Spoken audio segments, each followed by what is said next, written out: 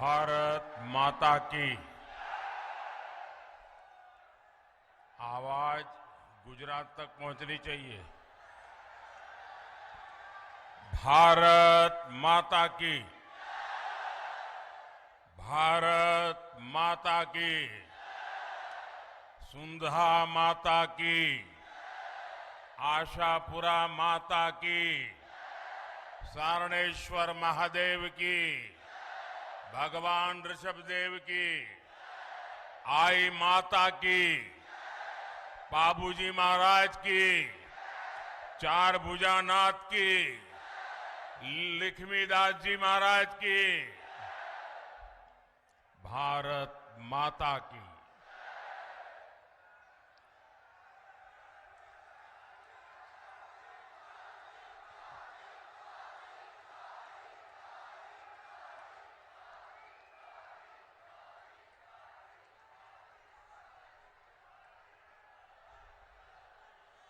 अठारह की क्रांति के समय अंग्रेजों से लोहा लेने वाले योद्धा कुशाल सिंह जी की धरती पर मैं आप सभी का और पूरे राजस्थान को आदरपूर्वक नमन करता हूं, अभिनंदन करता हूं। मैं मेरी बात शुरू करने से पहले आज आपका मैं विशेष रूप से धन्यवाद करना चाहता हूं। देखिए, ये हमारे ओम जी, हम ऐसे लोग हैं जो सालों से संगठन का काम करते थे। कंधे पर थैला लटका के बसों में जाना, पार्टी का काम करना और चुनाव प्रबंधन भी देखते थे। लेकिन कभी चुनाव में कोई हमें कहे कि आपको सभा मिलेगी, बड़े से बड़े नेता की मिलेगी, तो भी हम कहते हैं कि साहब हम तो सभा तो करेंगे, लेकिन सुबह 11 बजे मत दो, देना है तो 2 बजे, 3 बजे, 4 बजे दे दो। 11 बजे संगठन का काम करते समय भी मैं भी, अरे भाई बड़ा मुश्किल हो जाता है, सुबह लोग निकलते नहीं है। लेकिन मैं देख रहा हूं ये पाली की ताकत, पाली के लोगों का प्यार, पाली के कार्यकर्ताओं की मेहनत। सुबह सुबह इतनी बड़ी जनता जनार्दन, एक प्रकार से जनसागर मैं देख रहा हूं।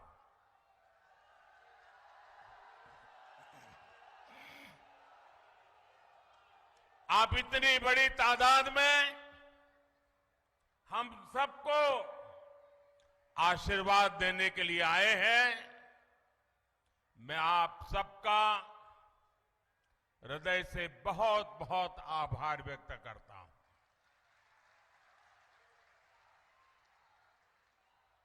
मैं जो पीछे मैं देख रहा हूं, जितने लोग पंडाल में हैं उससे ज्यादा लोग धूप में तप रहे हैं। आपको जो असुविधा हुई है, हमारी ये जो व्यवस्था छोटी पड़ गई है, और आपकी असुविधा के लिए भाजपा के कार्यकर्ता के नाते मैं सबसे पहले आप सबकी क्षमा मांगता हूं।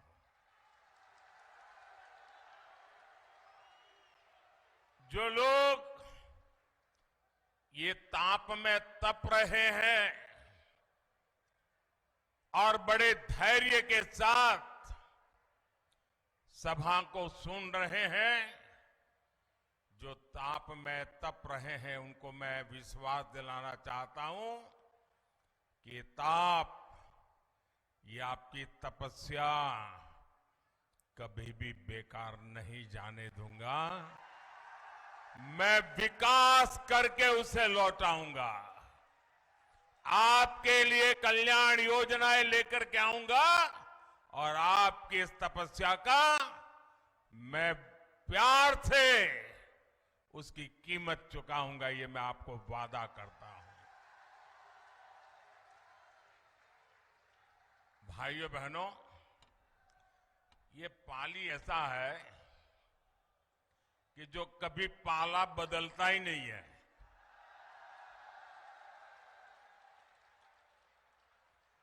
और पाली की दूसरी भी ताकत है। पाली वालों को मालूम नहीं है कि नहीं है, मुझे मालूम नहीं। हिंदुस्तान में कहीं भी जाइए और खास करके मेरे गुजरात में जाके देखिए, कोई जिला ऐसा नहीं मिलेगा जो पाली वाला वहां भाजपा का झंडा लेके खड़ा न हो। आप तमिलनाडु में जाके किसी को पूछोगे तो बोले पाली का हूं। वो यहां तो पाला बदलता नहीं है, लेकिन जहां जाता है वहां नई पारी भी खेल लेता है। ये ताकत है पाली की। और मेरे गुजरात में तो पाली और सिरोही से जो हवा आती है वो गुजरात को भी ताकत देती रहती है।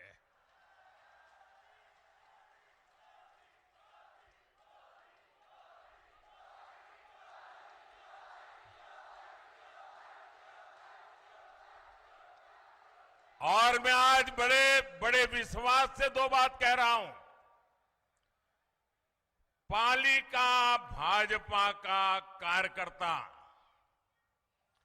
और सोजत की मेहंदी का रंग ये कभी भी उतरते नहीं है।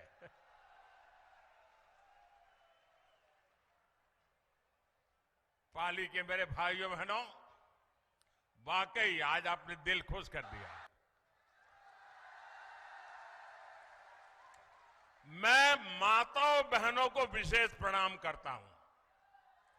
माताओं बहनों को विशेष प्रणाम करता हूं क्योंकि राजस्थान में आमतौर पर माताएं बहनें इस प्रकार से बाहर कभी आती नहीं है। आज इतनी बड़ी तादाद में आई है। इतना ही नहीं, जब खाना पकाने का वक्त है तब वो राजस्थान का भविष्य बनाने के लिए आई हैं। और इसलिए खाना पकाना छोड़ करके राजस्थान का भाग्य बनाना, ये जब मेरी राजस्थान की माताएं बहनें करती है ना, तो राजस्थान का भविष्य उज्जवल है, ये निश्चित हो जाता है। माताओं बहनों को मेरा कोटि कोटि नमन। साथियों, मैं पिछले कुछ दिनों से राजस्थान में जहां जहां गया हूं, राजस्थान के लोगों को जहां जहां मिला हूं, एक स्वर से एक ही आवाज सुनाई दे रही है। हर कोई कह रहा है, जन जन की है यही पुकार, जन जन की है यही पुकार, जन जन की है यही पुकार। मेरे परिवारजनों, आज पूरा देश विकसित होने के लक्ष्य के लिए दिन रात मेहनत कर रहा है। भारत 21वीं सदी में जिस ऊंचाई पर होगा, उसमें राजस्थान की भूमिका बहुत बड़ी होगी, अवश्य होगी। और इसलिए राजस्थान में ऐसी सरकार जरूरी है जो राजस्थान के विकास को सर्वोच्च प्राथमिकता दे। दुर्भाग्य से पिछले 5 साल राजस्थान में जो कांग्रेस सरकार रही, उसने अपने लोगों को विकास में और पीछे धकेल दिया। यहां की कांग्रेस सरकार के लिए भ्रष्टाचार से बड़ा कुछ भी नहीं है। यहां की कांग्रेस के लिए परिवारवाद ही सब कुछ है। यहां की कांग्रेस सरकार तुष्टीकरण के अलावा कुछ नहीं सोचती। तुष्टीकरण की राजनीति का असर क्या होता है, इसको राजस्थान ने बीते 5 वर्षों में झेला है। कांग्रेस ने राजस्थान को दंगों में झोंक दिया। दंगों और आतंक की मानसिकता रखने वालों के हौसले बुलंद हो गए। सौहार्द की इस धरा पर ऐसी ऐसी घटनाएं हुई जिनके बारे में कभी कल्पना भी हम नहीं कर सकते थे। ऐसी विकृत मानसिकता वाली कांग्रेस को अच्छे से सबक सिखाना जरूरी है। सिखाओगे? सिर्फ पाली में ही सिखाओगे कि औरों को भी बताओगे? मेरे परिवारजनों, कांग्रेस और उसके घमंडिया गठबंधन की ये पहली हरकत नहीं है। सनातन को लेकर इन्होंने क्या क्या कहा है, ये पूरे देश ने देखा है। मेरी माताएं बहनों ने तो बहुत आक्रोश व्यक्त किया है। कांग्रेस और उसके साथी सनातन को खत्म करने का ऐलान कर रहे हैं, और सनातन को खत्म करने का मतलब है राजस्थान की संस्कृति को खत्म करना। क्या ये करने देंगे आप? ये करने देंगे? ये कांग्रेस के कारनामे चलने देंगे? एक घमंडिया गठबंधन के करतूत मान्य करेंगे? साथियों, हम सब तो भली भांति जानते हैं, यहां जालोर जिले में कानीवाड़ा में हनुमान जी का प्राचीन मंदिर है। उस हनुमान जी के प्राचीन मंदिर में पीढ़ियों से दलित समाज के ही पुजारी होते हैं, भगवान की पूजा करते हैं और सब लोग जाकर के वहां आशीर्वाद लेते हैं, प्रसाद आरोग्य करते हैं। ऐसी प्रेरणादायी भूमि पर कांग्रेस के संरक्षण में दलितों को निशाना बनाया जा रहा है। आप देखिए, महिलाओं और दलितों को लेकर ये कैसी कैसी भाषा का उपयोग कर रहे हैं। कुछ दिन पहले ही बिहार में घमंडिया गठबंधन के एक नेता, वो वहां के मुख्यमंत्री हैं, उन्होंने दलित समाज के पूर्व मुख्यमंत्री के लिए ऐसी अभद्र भाषा बोली, ऐसी अभद्र भाषा बोली, कोई सामान्य नागरिक भी बातचीत में भी ऐसा नहीं बोल सकता। वो विधानसभा के फ्लोर पर बोल रहे थे। ये है घमंडिया गठबंधन। क्यों गालियां दी? क्योंकि वो पूर्व मुख्यमंत्री अति पिछड़े दलित परिवार से आते हैं, इसलिए उनकी बेइज्जती करने में उनको आनंद आता है।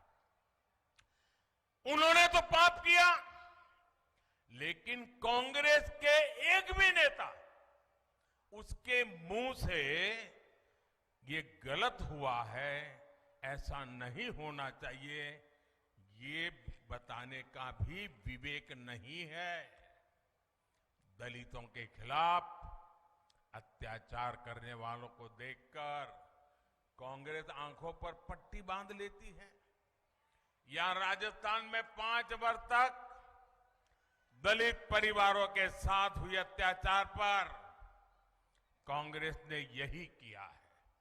साथियों, जब से महिलाओं को आरक्षण देने वाला कानून नारी शक्ति वंदन अधिनियम पारित हुआ है, तब से इन्होंने महिलाओं के विरुद्ध अभद्र अभियान छेड़ दिया है। घमंडिया गठबंधन के नेताओं ने कैसी कैसी आपत्तिजनक टिप्पणियां हमारी माताओं बहनों के लिए की है। बिहार के मुख्यमंत्री ने तो विधानसभाओं में महिलाओं के प्रति घोर अपमानजनक शब्दों का प्रयोग किया है। लेकिन मजाल है कि कांग्रेस के किसी भी नेता ने कोई आवाज उठाई हो। और यही कांग्रेस का असली चेहरा है, जिसे राजस्थान के लोग पहचान गए हैं। साथियों, महिला विरोधी कांग्रेस कभी महिलाओं का कल्याण नहीं कर सकती, कभी महिलाओं की सुरक्षा नहीं कर सकती। कांग्रेस ने राजस्थान को महिलाओं के खिलाफ अपराध में नंबर 1 बना दिया है। यहां मुख्यमंत्री कहते हैं कि राजस्थान की बहनों बेटियों ने पुलिस थाने में जाकर के उन पर जो अत्याचार हुए, जुल्म हुए, उसकी जो शिकायतें, फरियाद दर्ज की हैं, यहां के मुख्यमंत्री कहते हैं कि ये सारी शिकायतें फर्जी है। क्या कोई मां बहन ऐसी फर्जी शिकायत करे? ऐसा हमारे देश में कभी हो सकता है क्या? आप मुझे बताइए, हो सकता है क्या? कभी कोई महिला, हमारे देश की माताएं बहनें तो ऐसी हैं, थोड़ा सा भी उनके साथ किसी ने बदतमीज की हो तो चुपचाप वहां से चुपचाप चली जाती है। वो सोचती है कि वो बुरा आदमी है, वो अपने घर जाए, मैं अपने काम पे चली जाती हूं।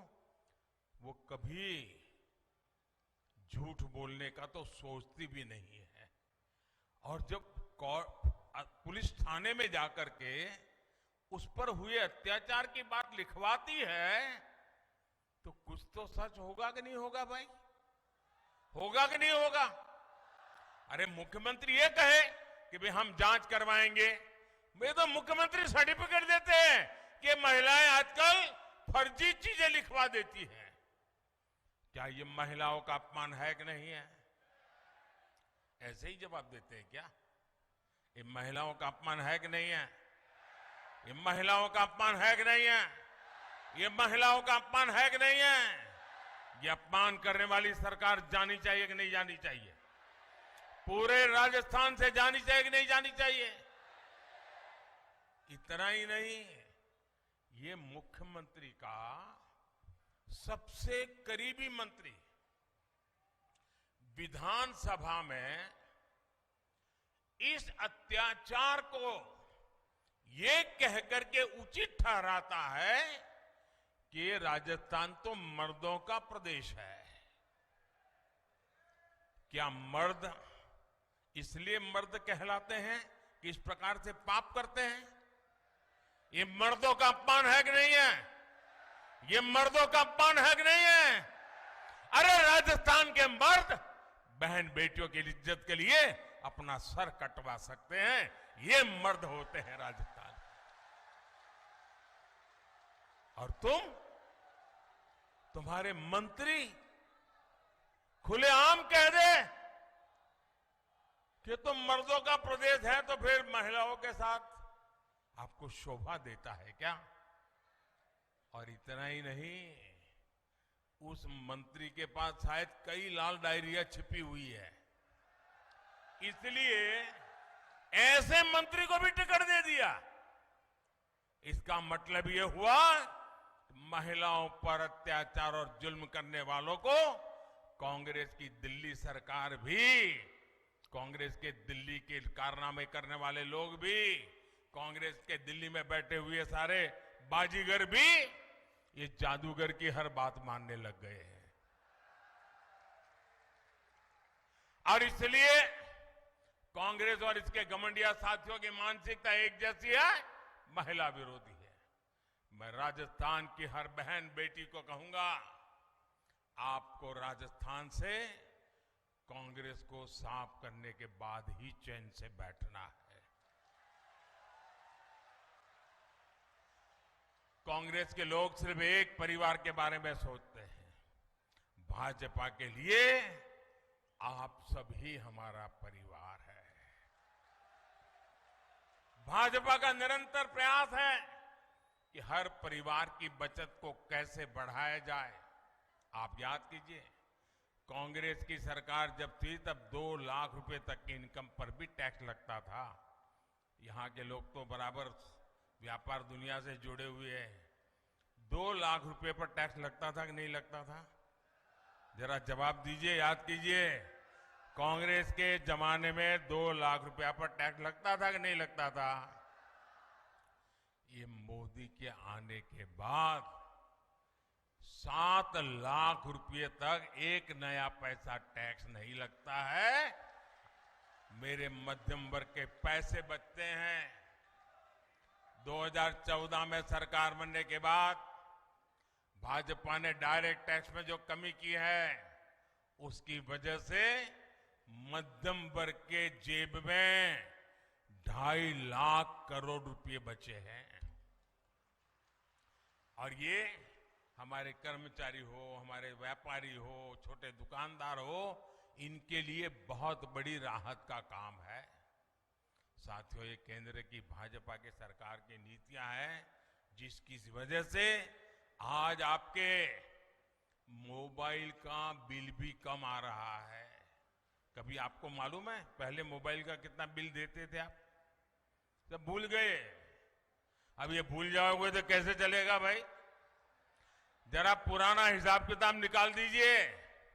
2014 के पहले आपके पास अगर मोबाइल फोन था तो मोबाइल का बिल कितना आता था वो जरा देख लीजिए। कांग्रेस सरकार के समय में आप जितना मोबाइल डेटा खर्च करते थे, आज अगर डेटा की कीमत वही होती, 2014 में जो दाम देने पड़ते थे, आज अगर वही होता ना, तो हर महीने सिर्फ मोबाइल खर्च में आपको 5,000 रुपया अधिक खर्च करना पड़ता। अभी आपका हर महीने 5,000 रुपया बचा कि नहीं बचा? जरा जोर से बोलो ना, पैसा बचा यार, मारवाड़ी हो। 5,000 रुपया बचा कि नहीं बचा? आज एक घर में 3 या 4 मोबाइल होते हैं तो कितना रुपया बचा? कितना रुपया बचा? ये मोदी का काम करने का तरीका है। अनेक परिवार है। अब आप देखिए कि मध्यम वर्ग का परिवार हो, कोई गरीबी से लड़कर के बाहर आया हुआ नया नया मध्यम वर्ग में आया है, लेकिन परिवार में बुजुर्ग माँ बाप हो और मान लीजिए एक डायबिटीज जैसी बीमारी आ गई, तो उसको हर महीने जो दवाई लेनी पड़ती है ना, 1,000-2,000 रुपया का अतिरिक्त खर्चा हो जाता है। होता है कि नहीं होता है?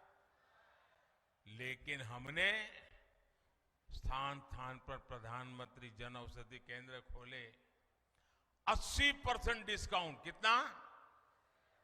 जरा बोलिए ना भैया।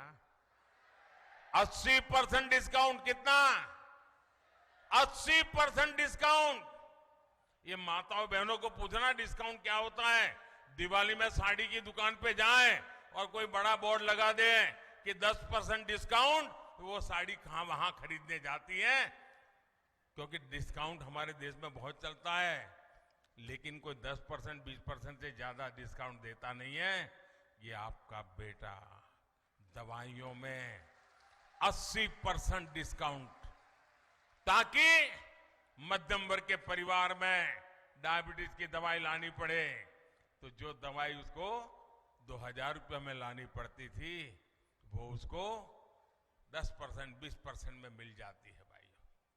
उसका 80% पैसा बच जाता है। मेरे परिवारजनों, कोरोना का ही संकट काल में दुनिया का सबसे बड़ा मुफ्त राशन देने का अभियान हमने शुरू किया। आप जानते हैं कितनी भयंकर बीमारी आई थी, मौत मंडरा रहा था। दुनिया भर में अस्पतालों से खबरें, मतलब डेड बॉडी के ढेर दिखाई देते थे। पूरे देश चारों तरफ मौत का आतंक छाया हुआ था कि नहीं था? कोविड ने डरा दिया था कि नहीं डरा दिया था? कब घर में मौत आकर के दरवाजे पर खटखटाएगी, डर लगता था कि नहीं लगता था? बेटा भी मां की सेवा के लिए उसके कमरे में नहीं जा पाता था, मां भी बेटे की सेवा नहीं कर पाती थी। हर किसी को लगता था कहीं कोरोना हो जाए। और उस समय बाहर भी सारा काम बंद हो गया था, लोग भी अपने अपने घर वापस चले आए थे। तब ये आपका बेटा सोता नहीं था। ये आपका बेटा दिन रात जागता था। और तब मैंने तय किया था, कुछ भी हो जाए,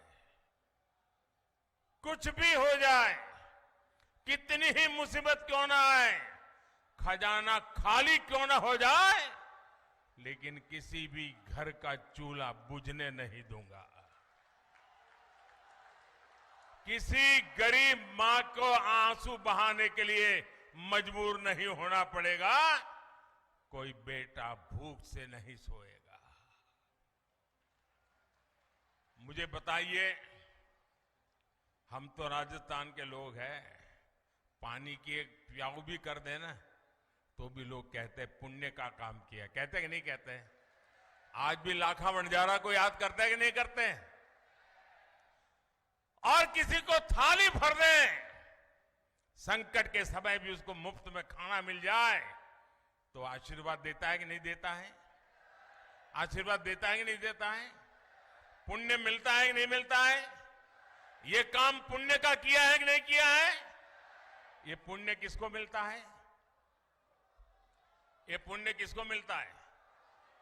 ये पुण्य किसको मिलता है? ये पुण्य किसको मिलता है? यही तो गलती हो जाती है।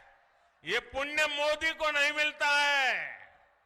ये पुण्य आपको मिलता है क्योंकि आपने एक वोट देकर के मोदी को बिठाया है। ये वोट देने का पुण्य आपने किया है, इसलिए पुण्य आप कमा रहे हैं। ये पुण्य जो जमा हो रहा है ना आपका, वो एक वोट की ताकत है जिसके कारण पुण्य जमा हो रहा है। आज दिसंबर महीने में योजना पूरी होने वाली थी, लेकिन ये पुण्य का काम है, पवित्र काम है। हर किसी की थाली में रोटी पहुंचाने का काम है। और इसलिए इस बाप के बेटे ने संकल्प किया है, निर्णय किया है, मन बना लिया है कि दिसंबर में ये योजना पूरी नहीं होने दूंगा, उसे 5 साल और आगे बढ़ाऊंगा।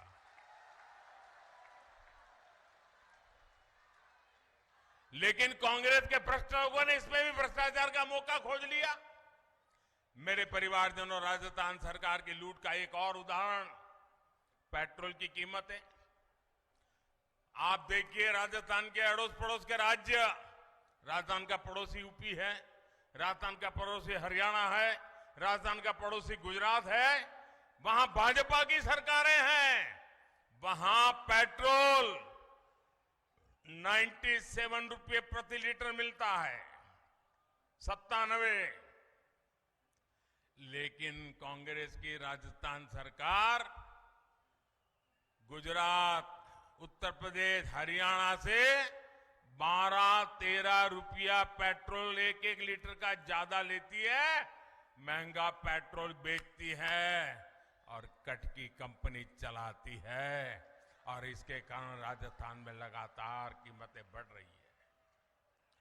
मैं आज राजस्थान को वादा करता हूं, मैं गारंटी देता हूं, 3 दिसंबर के बाद भाजपा सरकार बनेगी तो उसके बाद पेट्रोल डीजल की कीमतों की समीक्षा की जाएगी। इससे गरीब और मिडिल क्लास परिवारों को बहुत राहत मिलेगी।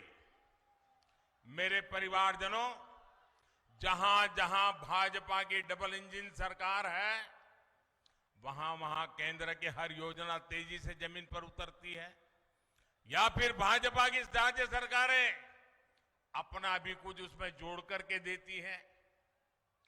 जहां जहां भाजपा सरकारें हैं वहां पीएम किसान सम्मान निधि के 6,000 रुपये के साथ भाजपा की राज्य सरकार भी अपनी तरफ से 6,000 किसानों को और जोड़ करके देती है। अब मैं राजस्थान भाजपा के नेताओं को बधाई देता हूं। उन्होंने भी संकल्प किया है कि 3 दिसंबर को बाद भाजपा की सरकार बनने के बाद किसान को 6,000 रुपया और यानी अब 12,000 रुपया मिलना शुरू हो जाएगा। लेकिन भाइयों बहनों, किसान विरोधी, गरीब विरोधी कांग्रेस सरकार आपके हित में ऐसा कोई फैसला ले ही नहीं सकती है। एक और उदाहरण मैं देता हूं, गरीबों को पक्का आवास देने की योजना। लेकिन राजस्थान में हम पूरी कोशिश के बाद भी अभी तक लगभग 20 लाख गरीब बना पाए हैं। यहां पाली जिले के गांवों में भी 35,000 से अधिक घर बने हैं। इनकी संख्या बहुत ज्यादा हो सकती थी, लेकिन राजस्थान की गरीब विरोधी सरकार ने गरीबों के घर बनाने में लगातार अड़चनें लगाई। और मुझे भी हेलीपैड पर कार्यकर्ता मिले, वो बजा रहे थे कि जब भी रजिस्ट्री होती थी तो राजस्थान की सरकार ऑनलाइन को सब बंद कर देती थी, ऑफलाइन कर देती थी, और बोले हमारा रजिस्ट्री नहीं होती थी, ऐसा पाप करते थे। ये गरीब विरोधी कैसी मानसिकता है। भाइयों बहनों, आप मेरा एक काम करेंगे आपके गांव में, आपके शहर में, किसी भी मोहल्ले में कोई फुटपाथ पर रहता है, कोई झुग्गी झोपड़ी में रहता है, कोई कच्चे टूटे फूटे मकान में रहता है, उसको बता देना कि मोदी जी पाली आए थे और मोदी जी ने कहा है कि 3 दिसंबर को बीजेपी की सरकार बनने के बाद ये गरीबों को पक्का घर देने का काम फिर से चालू होगा और उनका घर भी बन जाएगा। ये काम करोगे? जाकर के बताओगे? ये मोदी की गारंटी है, बताओगे? साथियों, राजस्थान में हर घर नल से जल पहुंचाने के अभियान को भी कांग्रेस ने लूटने का काम किया है। हरियाणा और गुजरात में भाजपा सरकारों ने 100% घरों तक नल से जल पहुंचाया है, लेकिन राजस्थान में अभी तक आधी आबादी तक भी पानी पहुंचा नहीं है। माताओं बहनों से उनकी क्या दुश्मनी है मुझे समझ नहीं आ रहा है, वरना सबसे पहला काम कोई पानी पहुंचाने का करता और तब मेरी माताएं बहनें इतना आशीर्वाद देती, लेकिन उन्होंने नहीं किया तो नहीं, होने भी नहीं दिया। मैं दिल्ली से नल के लिए पैसा भेजता हूं, पाइप के लिए पैसा भेजता हूं, और यहां कांग्रेसी कागजों पर नल लगाते हैं और पैसे डकार कर जाते हैं। राजस्थान को पानी की समस्याओं मुक्त करने के लिए कांग्रेस ने भी, अगर आपको पानी चाहिए तो आपको ये काम करना पड़ेगा, करोगे? अगर आपको पानी चाहिए तो कांग्रेस से मुक्ति पानी होगी। मेरे परिवारजनों, मैंने सुना है कि यहां खुद को जादूगर कहने वाले सीएम अपनी हार से इतना बौखला गए कि उन्होंने मीडिया को भी धमकाना शुरू कर दिया है। पता नहीं ये डरते कि नहीं डरते मुझे मालूम नहीं, लेकिन धमकाना शुरू कर दिया है। लेकिन लोग बताते हैं कि लाल डायरी के पन्नों और गणपति प्लाजा के लॉकरों से निकलते माल की खबरों पर यहां अघोषित प्रतिबंध लग गया है। छप ही नहीं रहा है, टीवी पे नहीं आ रहा है। अचानक क्या हो गया भाई? मीडिया को दबा करके इनसे झूठी खबरें लेकर जुड़ी जो खबरें हैं वो छापो मत, और झूठी खबरें छापो, ये खेल कर रहे हैं गहलोत जी। अरे जिनकी नैया को जनता ने डुबाने का ठान लिया है वो कांग्रेस पैसे देकर अखबारों में फर्जी लहर चलवा रही है और जादूगर साहब आपका जादू आपकी काली कमाई के सच को दबा नहीं सकता है। ये पाप से आपको बचा नहीं सकता है। जिन युवाओं का भविष्य पेपर लीक करके बेचा गया है उस पर यह जादू नहीं चलेगा। जिन कर्मचारियों को ट्रांसफर पोस्टिंग के नाम पर लूटा गया है, परेशान किया गया है, उन पर यह जादू नहीं चलेगा। मेरे परिवारजनों, कांग्रेस सरकार ने पाली समेत पूरे राजस्थान को अपने हाथ पर छोड़ दिया है। कांग्रेस सरकार के डूलमुल रवैये के कारण पाली शहर की स्थिति भी खस्ता हाल है। आप लोगों को आए दिन प्रदर्शन करना पड़ता है, मोर्चे निकालने पड़ते हैं, संघर्ष करना पड़ता है, लेकिन कांग्रेस के नेताओं ने कभी इसकी परवाह नहीं की। अब कांग्रेस के ऐसे नेताओं को सबक सिखाने का समय आ गया है। साथियों, पाली आस्था और आध्यात्म का केंद्र है। यहां हमारी विरासत से जुड़े अनेक महत्वपूर्ण स्थान हैं, इसलिए यहां पर्यटन को लेकर अनेक संभावनाएं हैं। आपको याद होगा कि हाल ही में मैं पाली जिले को राजस्थान की पहली हेरिटेज ट्रेन की सौगात मिली है। मारवाड़ जंक्शन रेलवे स्टेशन से कामली घाट के बीच राजस्थान की पहली हेरिटेज ट्रेन शुरू की गई है। विस्टाडोम एक ऐसी कोच वाली ये ट्रेन देशी विदेशी पर्यटकों को आपके जिले में लेकर आएगी। ये ट्रेन राजस्थान के मिनी कश्मीर कही जाने वाले गोरम घाट के खूबसूरत नजारों को दुनिया के पर्यटन मानचित्र पर लाकर के रखेगी। यहां की रोड और रेल कनेक्टिविटी पर भाजपा सरकार बल दे रही है। अमृत भारत स्टेशन योजना के तहत पाली मारवाड़, सोजत रोड, सोमेश्वर और रानी रेलवे स्टेशनों का आधुनिकीकरण किया जा रहा है। Marwar Delhi Mumbai dedicated freight corridor से जुड़ा है।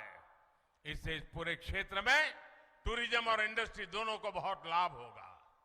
महसाणा बठिंडा गुरदासपुर गैस पाइपलाइन ये शुरू होने से घरों में चूल्हे तक गैस की पाइपलाइन आ जाएगी माताएं बहनें, और गैस सस्ता भी हो जाएगा और इससे यहां के उद्योगों को भी लाभ होगा। साथियों, पाली जिले ने तो हमेशा भाजपा को भरपूर प्यार दिया है और इसलिए मैं आपके पास वोट मांगने नहीं आया हूं। आप वो लोग हैं जिनसे कुछ मांगना ही नहीं पड़ा है। आपने कभी देने में कमी नहीं रखी है। मैं तो आया हूं मेरे पाली के सभी परिवारजनों को निमंत्रण देने के लिए कि 3 दिसंबर के बाद भाजपा की सरकार का शपथ होगा, उस शपथ समारोह में आने के लिए निमंत्रण देने आया हूं।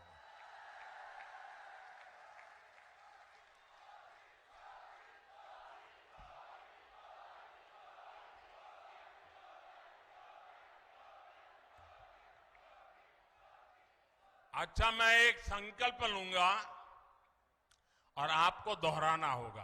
दोहराओगे? आपको बोलना होगा, कमल चुनेगा राजस्थान। क्या बोलना है? क्या बोलना है? जरा दोनों हाथ ऊपर करके मुट्ठी बंद करके बोलते रहना है आपको। बोलेंगे? पूरी ताकत से बोलेंगे, दोनों हाथ ऊपर करके। पीछे जो खड़े हैं वो भी। तो मैं शुरू करता हूं। बंद करो तुष्टीकरण की दुकान, बंद करो तुष्टीकरण की दुकान। दंगाइयों का काम तमाम, भ्रष्टाचार पर लगे लगाम।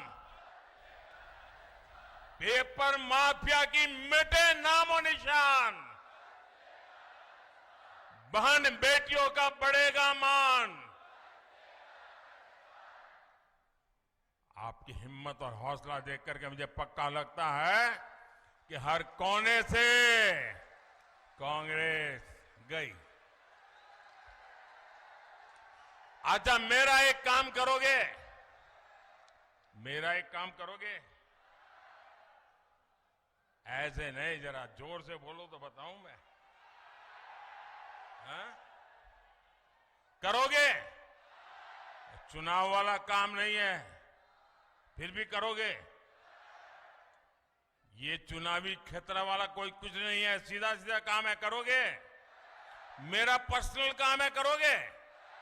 पक्का करोगे? अच्छा, तो एक काम करना, घर घर जाना, हर परिवार को कहना कि अपने मोदी जी पाली आए थे